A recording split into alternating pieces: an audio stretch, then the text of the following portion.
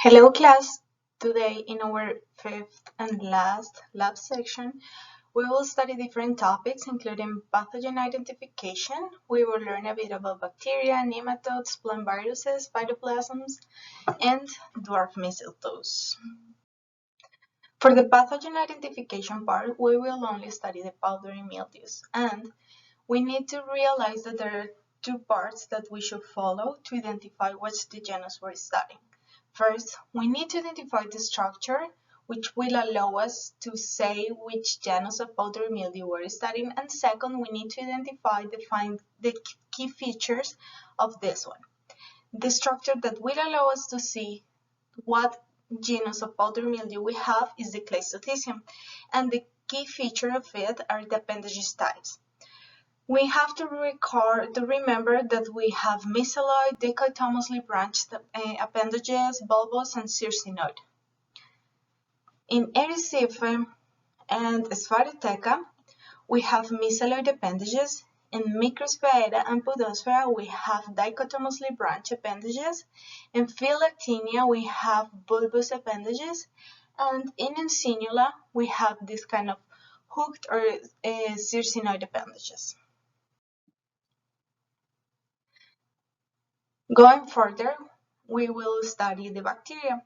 We have to remember that there are about 100 different species which can cause disease on plants, that most of the pathogenic plant bacteria are rod-shaped, they have flagella, and they have a thin rigid cell wall, and that they can be divided into two main groups, the gram-positive and the gram-negative bacteria. In this slide, we have the main genus of bacteria which can cause disease, including Agrobacterium, Clavibacter, Erwinia, Pseudomonas, Centomonas, and Streptomyces. So, as we said in the previous slide, the bacteria can be divided into gram-positive and gram-negative bacteria. And there is one way to say if a bacteria is gram-positive or gram-negative, and it is through the gram staining. When we conduct gram staining, we're going to have either purple or pink bacteria after coloration, and those which are purple are the gram-positive bacteria, and the ones that are pinkish are the gram-negative bacteria. So, to conduct gram staining, we have to fixate a bacteria colony in one glass slide. And after we have fixated, we have to add crystal violet, allow it to dry. Then we wash it, we apply iodine, then we conduct an alcohol wash for the decoloration, and finally we add another staining which is the safranin, which is the one that's going to give us this pinkish color. The crystal violet is the one that's going to give us the purple color that we usually have in the gram-positive bacteria. But why those bacteria show different staining pattern when we run this procedure? It is because the gram-positive and gram-negative bacteria have a different structure in their cell wall. The gram-negative bacteria, they have a very thin peptidoglycan layer above the cell membrane. So in this picture we have the cytoplasmic membrane of gram-negative bacteria, and on top of that we have this very thin peptidoglycan layer, and on top of this one we're going to have an outer membrane. So why does they keep the last coloration that we applied during this gram staining? It is because the peptidoglycan does not hold into the crystal violet because we have this outer membrane. Therefore, the second sign, the safranin red, is the one that is taken up after we decolorize our cells. On the other hand, we have the gram-positive bacteria, and they have a very thick peptidoglycan layer above the cell membrane. They don't have the second cell membrane on top, and it's only peptidoglycan. And this one holds the crystal violet, and it is fixated by the iodine. And finally, the alcohol wash causes the peptidoglycan layer to shrink and trap the cryptobiotic dye inside the cells. Therefore, once we conduct the alcohol washing, this dye that we have applied at first is not washed, and it is the color that the cells are going to keep. So, when we conduct gram staining, gram-negative bacteria are going to have this pinkish color, while the gram-positive bacteria are going to have this purplish color, as we can see in the photograph. A fast way to conduct and to evaluate if a bacteria is gram-positive or gram-negative is the KOH test, and this one allows it works because gram-positive and gram-negative bacteria have a differential resistance to 3% potassium hydroxide, and if the cell lyses, then it liberates the cellular DNA and makes a mixture with the KOH and produces a stringing, as we can see in this photograph. Therefore, when we have this string, it means that we have a gram-negative organism. Why? Because the cell wall of this bacteria is thinner, it's easier to degrade in KOH, and therefore we have the stringing. However, in gram-positive bacteria, the degradation of the cell wall does not occur, therefore we don't liberate the cellular DNA, and in this case, we don't have the string. Going further, we will study also viruses. And viruses, we have to remember that they are not live organisms. They are nucleoproteins that multiply only within living cells, and they have the ability to cause disease. They're basically compounded either by DNA or RNA, which is the nucleic acid, and the protein, which composes the protective coat of viruses. Plant viruses can have different shapes. Here we have the more common, which are flexus thread-like viruses, rigid row-shaped viruses. We have some which are short bacillus-like viruses, some which are isometric and polyhedral viruses, and we have Gemini viruses, which are those which have kind of two isometric polyhedral viruses together. There are different symptoms that we can observe whenever a plant is infected by a virus, and some of the most common are the mosaic symptoms, where we have this break with these different colors, like a chlorothic part emerging what looks like a healthy part, as we can see in the photograph, and we have also the color breaking, which is very common in the tulip breaking virus. Another group of microorganisms are the phytoplasms, which are molecules that infect plants and cannot be grown in any culture. They are prokaryotic cells, but they lack of a cell wall. They are bounded only by a unit membrane, and they belong to the class molecules. They are mostly transmitted by leafhoppers, but they can be transmitted as well by psyllids and plant hoppers. In these photographs, we can see the astragalus on carrots, where the typical symptoms are leaf curling. We have the yellow, red, and purple leaves discoloration, and we have the hairy runs around the carrots, and we have a very heavy leaf proliferation. On the other hand, we can see in these photographs what phytoplasmas cause on cactus. The two main symptoms are stunting and witch's bloom. In the top photograph, we have a healthy cactus, while in the bottom photograph, we have the typical witch's bloom symptom. Our next group of pathogens are the nematodes. They belong to the kingdom Animalia, and they are worm-like in appearance, but they're different taxonomically from true worms.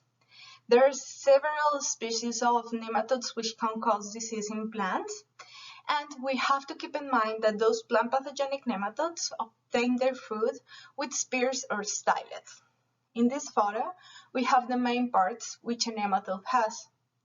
They include the lip region, the stylet, This is what will allow us to identify any plant pathogenic nematodes from natural habitat soil nematodes. We have the styled knobs, the bulb, the vulva in females, the rectum, the anus, and the tail. We have to know that the nematodes can live in two different habitats. We have dots, which are ectoparasitic, and the endoparasitic. The ectoparasitic are these species that do not normally enter into the root tissue, so they feed from the outside on the cells near the root surface, as we can see in this photograph. On the other hand, we have the endoparasitic nematodes, and those are species that enter the host and feed from within the root. As we can see in this photograph, here we have the root. Here we have a nematode inside of it. We can see here the stellate. To isolate nematodes from soil, one of the most common methods is the vermifunnel method. So for this, we prepare this preparation. We make this preparation, which has the ring stand, as we can see here. We have a tissue over here, a wire screen, as we can see here. Then we have the glass funnel, one rubber tubing, and one clamp. So what we do is we take the soil, we put it into filter paper, we add some water, and we let it stand for 24 to 48 hours, or we can either just place the wire screen and on top of it we put the beaker full of water with a tissue on top of it, and then the nematodes are going to sink to the bottom of the river. And then when we want to observe after 24 to 48 hours, we just open the clip, we open the clamp, and we allow the water to flow a bit, collect it, and we can see the nematodes on the microscope. Arthrobotrys is one fungus, it is a predatory fungus, and which is capable to capture and feed on nematodes. So they produce rings which entrap the nematodes, and the IFA then grow into the nematode body and digest it. One common genus of nematodes is Meloidogene, and this nematode calls the rottnest nematode. It is an endoparasite, and it has a wide house range, and it has an interesting feature, and it's that the males are vermiform, as we can see in this photograph, while the females are pear-shaped.